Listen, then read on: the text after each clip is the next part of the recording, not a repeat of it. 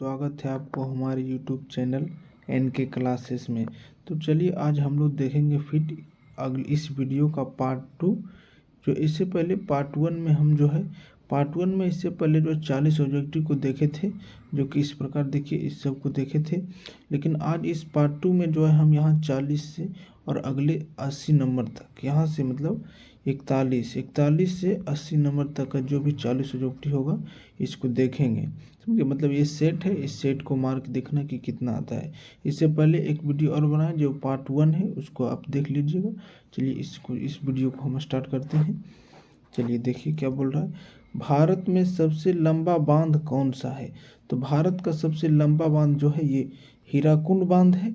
देखिए ये सी हो गया इसका आंसर, हीराकुंड बांध। अगर पूछेगा सबसे ऊंचा बांध तो सबसे ऊंचा बांध ये भाखड़ा नांगल परियोजना है। समझ गया, ये जो है महानदी पर बना हुआ है और ये सतलज नदी पर बना हुआ है। चलिए अगला देखते हैं।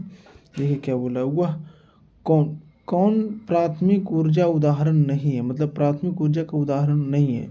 तो वैसा ऊर्जा किसको बोलेंगे जो कि डायरेक्ट प्रकृति से प्राप्त करते यूज कर लेते हैं। तो देखिए इसमें कौन सा नहीं होगा, इसमें विद्युत देखिए इसमें नहीं होगा, क्योंकि विद्युत का बहुत सारे क्रिया करने के बाद जो है विद्युत मिलता है। तो ये हो गया इसका आंसर बी। चलिए देखते हैं, पूर्व मध्य रेलवे का मुख्यालय कहाँ है? तो पूर्व मध्य रेलवे का मुख्यालय हाजीपुर में स्थित है। इसका आंसर डी हो जाएगा, डी हो गया इसका आंसर। चलिए अगला देखते हैं 44। चावल है, तो चावल क्या है? तो ये चावल एक खरीफ फसल है। तो इसका आंसर क्या हो जाएगा? ए, खरीफ फसल। चलिए अगला देखते हैं। देखिए क्या बोल रहा है 45 नंबर, निम्न में से कौन निजी क्षेत्र कंपनी नहीं है? तो इनमें से कौन निजी क्षेत्र का कंपनी नहीं है? तो ये हो गया इसका टिस्को, मतलब टिस्को निजी क्षेत्र की कंपनी नहीं है, एक सरकारी कंपनी है। चलो देखते हैं आगे। कौन खनिज कोडरमा से संबंधित है? तो झारखंड, ये झारखंड में जो है ये मतलब झारखंड का एक, तो ये कोडरमा में क्या मिलता है? तो कोडरमा में हमको अभ्रक मिलता है। तो इसका आंसर बी हो गया, अभ्रक। चलिए देखते हैं इसमें क्या बोला, ऑपरेशन फ्लड का दूसरा नाम क्या है? तो ऑपरेशन फ्लड जो है श्वेत क्रांति से संबंधित, मतलब ये दूध से संबंधित है। समझ गए, मतलब ये दूध से संबंधित, मतलब श्वेत क्रांति से संबंधित है। चलिए अगला देखते हैं, लीची के उत्पादन के लिए बिहार के कौन 2 जिले प्रसिद्ध है? तो बिहार के ये डी हो गया इसका आंसर, क्या होगा? मुजफ्फरपुर और वैशाली लीची उत्पादन में प्रमुख आता है। चलिए अगला देखते हैं क्या बोल रहा है, आय तथा उपभोग का अंतर क्या कहलाता है? कहने का मतलब आय तथा उपभोग का अंतर, मतलब कोई भी आदमी अगर 100 रुपया एक दिन में कमा रहा है और उसमें से वो 90 रुपया अगर खर्चा कर दे, उसका कितना बचा? 10 बचा, मतलब ये उसका क्या है? ये उसका बचत है। तो इसका क्या हो जाएगा आंसर? बचत। मतलब ये क्या कहलाता है? तो बचत कहलाता है। चलिए अगला देखते हैं क्या बोला, इनमें से कौन व्यापारिक बैंक की जमा का प्रकार नहीं है? मतलब कौन सा ये व्यापारिक बैंक जमा राशि नहीं लेता है? देखिए इसमें क्या बोल रहा है, इसमें देखिए अस्थाई जमा भी होता है, चालू जमा भी होता है, आवर्ती जमा भी होता है, और एक होता है संचयी जमा।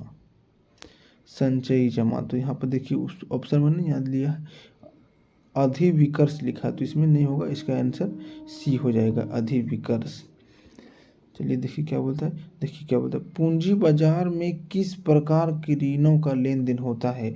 तो पूंजी बाजार मतलब पूंजी मतलब क्या? कोई बहुत सारे पैसा, तो इसमें हो जाएगा वी, दीर्घकाल के लिए मिलता है। अगर कोई बोलेगा मुद्रा बाजार, तो मुद्रा बाजार में हमको अल्पकाल के लिए मिलता है। इसका आंसर बी हो गया।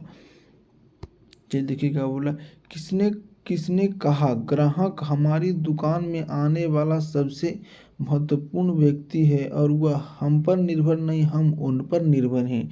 तो यह कथन महात्मा गांधी का है, मतलब महात्मा गांधी, इसका हो गया आंसर सी, महात्मा गांधी।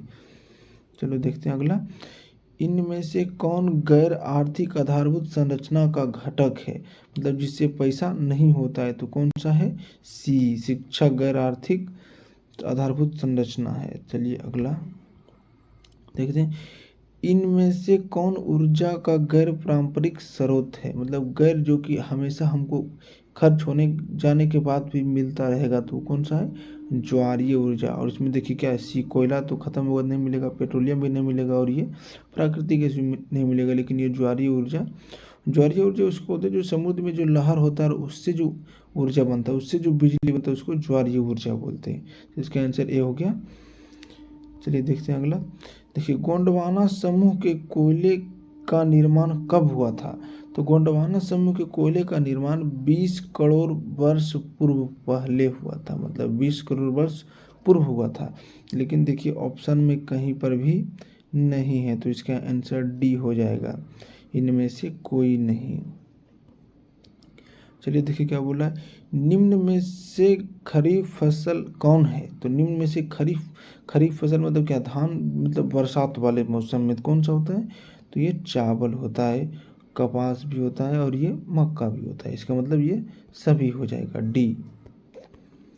चलिए देखिए क्या बोल रहा है, इनमें से कौन रेशेदार फसल नहीं है? रेशेदार करने के मतलब इससे कपड़ा नहीं बनता है। तो देखिए कपास से भी बनता है, जूट से भी बनता है और ये सन मतलब पटसन से भी बनता है। तो इसका आ जाएगा आंसर सी हो जाएगा। देखिए क्या बोल रहा है, 58 कांडला विशेष आर्थिक क्षेत्र कहाँ है स्थित है? मतलब ये कहाँ, कांडला कहाँ है? तो कांडला गुजरात में। इसका आंसर क्या हो जाएगा, गुजरात, बी।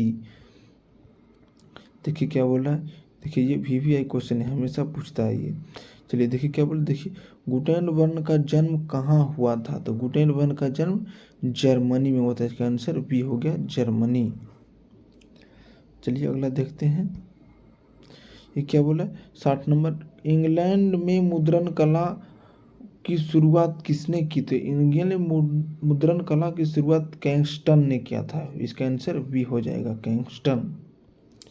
चलिए अगला देखते हैं, क्या बोल रहा है, देखिए 1917 की पहली रूसी क्रांति किस नाम से जानी जाती है?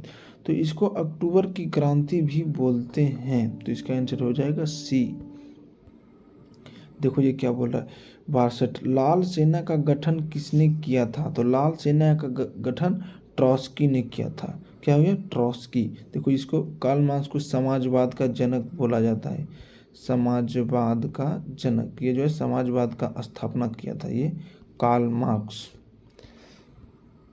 चलिए देखते हैं अगला, ऑल इंडिया मुस्लिम लीग की स्थापना कब हुई थी? तो ऑल इंडिया मुस्लिम लीग की स्थापना 1906 में हुआ था और ये ढाका में हुआ था, जो कि अभी बांग्लादेश की राजधानी है। और ये ऑल इंडिया मुस्लिम लीग का स्थापना मोहम्मद अली जिन्ना ने किया था, जो कि पाकिस्तान के प्रथम प्रधानमंत्री भी थे। चलिए अगला देखते हैं, 64 नंबर, तख्त श्री हरमंदर जी साहिब कहाँ स्थित है? तो ये जो है पटना में स्थित है, पटना साहिब में स्थित है। इसका आंसर ए हो गया, पटना। ये असल में पटना साहिब में स्थित है, लेकिन इसमें ऑप्शन नहीं है तो ये पटना हो जाएगा। चलिए देखते हैं अगला, 65 नंबर, सिपाही विद्रोह कब हुआ था? तो सिपाही विद्रोह ये जो 1957 में हुआ था। ये जो पहली क्रांति भारत में, मतलब जब भारतवासी को पता चला कि हम लोग गुलाम हैं, 1987 से ये हुआ था। सही नहीं, सॉरी 1957 है, 1957 है लिखा, बी। देखिए क्या बोला, 66 नंबर, श्वेत क्रांति का संबंध अर्थव्यवस्था के किस क्षेत्र से है? तो आपको हम अभी बताएं कि श्वेत क्रांति क्या दूध से है। और तो हम दूध मतलब क्या, प्राकृतिक से डायरेक्ट जुड़ा हुआ है, तो प्राकृतिक से जो डायरेक्ट कनेक्टेड रहता है उसको बोलते हैं प्राथमिक क्षेत्र। तो इसका आंसर क्या हो जाएगा, इसका आंसर हो जाएगा ये, मतलब प्राथमिक क्षेत्र हो जाएगा, ए।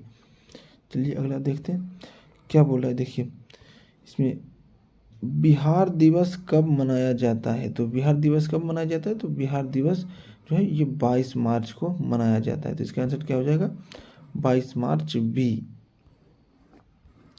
चलिए अगला देखते हैं, देखिए सबसे बड़े पशु मेला का आयोजन किया जाता है। देखिए सबसे बड़े पशु मेला का आयोजन जो है सोनपुर में होता है, और यही जो है अभी का जो नवंबर और ये दिसंबर का महीना है, इसी के बीच में जो है इसका आयोजन होता है। तो ये क्या हो जाएगा इसका आंसर, ए, सोनपुर। चलिए देखिए क्या लिखा है, सासाराम में किस ऐतिहासिक शासक का मकबरा स्थित है। तो सासाराम में जो है शेर शाह सूरी की मकबरा स्थित है। तो इसका आंसर क्या हो जाएगा, सी। चलिए अगला देखते हैं क्या बोला, फ्लाइंग स्टल मशीन का आविष्कार किसने किया था। तो फ्लाइंग स्टल मशीन का आविष्कार जॉन के ने किया था। तो इसका आंसर क्या हो जाएगा, वी, जॉन के। चलिए देखते हैं अगला, दुर्गापुर दुर्गापुर स्टील प्लांट किस राज्य में स्थित है। तो दुर्गापुर स्टील प्लांट कहाँ है, तो ये पश्चिम बंगाल में है। ये बोकारो कहाँ है, तो झारखंड में है। इस तरह से बोकारो लोह प्लांट ये झारखंड में और ये दुर्गापुर पश्चिम बंगाल में। चलिए अगला देखते हैं, देखिए क्या बोला है, सेडान का युद्ध कब हुआ था। तो सेडान का युद्ध 1870 में हुआ था। और एक होता है फ्रैंकफर्ट की संधि, तो कब हुआ था, 1871 में हुआ था। चलिए देखते हैं अगला, क्या है, हिगेल कौन था। तो हिगेल एक दार्शनिक था। समझा, हिगेल एक दार्शनिक था। तो इसका आंसर सी हो गया, दार्शनिक। देखिए क्या बोला है, 74 नंबर, मार्च 1946 में फ्रांस एवं वियतनाम के बीच होने वाला समझौता किस नाम से जाना जाता है। तो ये वियतनाम की राजधानी हनोई है और उस समझौता को बोला जाता है हनोई समझौता। ये वियतनाम जो है, वियतनाम जो अभी का देश है, इस पर पहले जिस तरह की भारत पर ये ब्रिटेन का कब्जा था, उसी तरह से ये वियतनाम पर फ्रांस का कब्जा था। और इसके बीच दोनों का जो समझौता हुआ था उसको बोलते हैं हनोई समझौता। चलिए देखते हैं अगला क्या है, बंगाल विभाजन कब निरस्त कर दिया गया। मतलब बंगाल को जो विभाजित किया गया था उसको कब निरस्त किया गया, तो 1911 ईस्वी। इसका आंसर बी हो जाएगा। चलिए देखते हैं इसमें, देखिए क्या बोल रहा है, किस भूकंपीय तरंग की गहनता सबसे कम होता है। तो देखिए भूकंपीय तरंग 3 होता है, एक पी और एक एस और एक एल। ये पी को बोलते हैं प्राइमरी, ये सेकेंडरी और ये लव तरंग। तो ये इसका जो है ये 6 किलोमीटर प्रति सेकंड की रफ्तार से चलता है और ये 3 किलोमीटर प्रति सेकंड की रफ्तार से, और ये 1.5 किलोमीटर प्रति सेकंड की रफ्तार से। तो देखिए ये दूर दूर हो जाएगा और उससे कम और ये इससे कम। तो इसका गहनता सबसे कम किसका हो गया, तो गहनता सबसे कम हो जाएगा इसका, ये पी तरंग का सबसे कम हो जाएगा, पी तरंग का। तो इसका आंसर क्या होगा, पी, मतलब ए हो गया इसका आंसर। चलिए देखते हैं क्या है, कुल जल का कितना प्रतिशत महासागरों में निहित है। तो कुल जल का जो है 96% मात्रा महासागरों में निहित है। तो यहाँ 96% तो ऑप्शन में भी नहीं है, तो क्या मारेंगे हम, तो इसमें से आप जो समझ लिया, फिर सी मारी तो सी मार लीजिए, या फिर डी तो डी, लेकिन आंसर ये डायरेक्ट होगा 86, मतलब 96 इसका आंसर होगा। चलिए अगला, बिहार के किस नदी पर बिहार के किस नदी पर नदी घाटी परियोजना नहीं है। तो देखिए आप सब इसमें सबका नाम सुने में, सोन घाटी परियोजना, गंडक घाटी परियोजना, कोसी परियोजना, लेकिन ये पुनपुन का कोई परियोजना नहीं। इसका आंसर डी पुनपुन हो जाएगा। देखिए इसमें क्या बोला है, गेहूँ फसल है, मतलब इसका मौसम, अभी का मौसम में कौन सा, अभी गेहूँ लग रहा है, तो अभी कौन सा हो जाएगा इसका, तो देखिए इसमें अभी हो जाएगा रबी फसल, क्योंकि रबी के मौसम में लगाया जा रहा है। चलिए देखिए ये लास्ट क्वेश्चन है, बलवंत राय मेहता समिति का संबंध किससे है।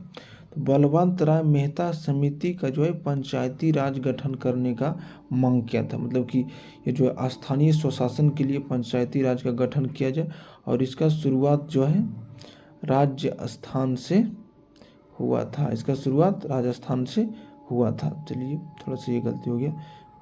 देखिए अब हम आप यहाँ से जो है पूरा, मतलब पार्ट 1 से पार्ट 2 तक, मतलब पार्ट 1 से पार्ट 2 तक में सारा पूरा 80 ऑब्जेक्टिव कंप्लीट कर लिए।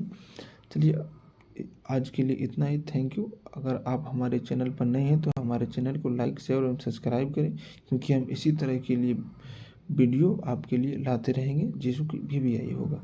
चलिए आज के लिए इतना ही, थैंक यू।